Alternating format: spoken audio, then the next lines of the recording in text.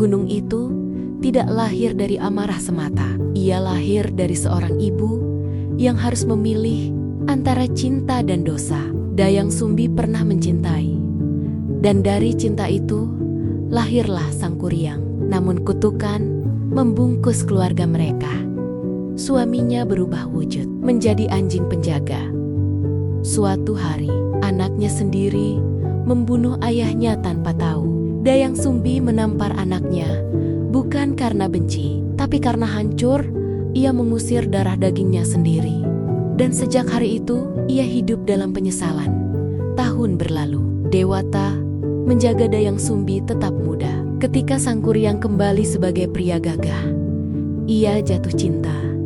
Dan untuk pertama kalinya, Dayang Sumbi merasa dicintai lagi. Saat melihat bekas luka di kepala pemuda itu, jantungnya berhenti. "Ini anakku!" Ia ingin berteriak, ingin memeluknya sebagai ibu.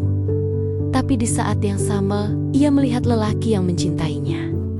Ia terjebak sebagai ibu dan sebagai perempuan. Dayang Sumbi memilih jalan paling kejam. Ia menciptakan syarat mustahil, danau dan perahu dalam satu malam.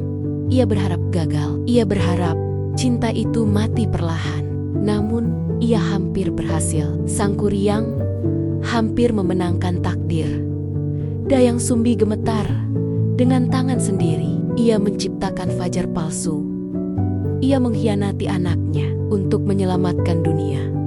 Saat Sang Kuryang sadar, ia tak hanya marah, ia patah. Cinta berubah menjadi murka.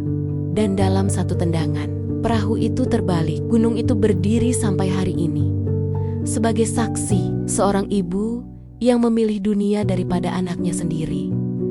Dan seorang anak yang tak pernah tahu bahwa ia dicintai. Lebih dari apapun, kalau kamu jadi Dayang Sumbi, apa kamu akan berkata jujur sejak awal? Atau tetap menghancurkan hati anakmu demi mencegah dosa yang lebih besar?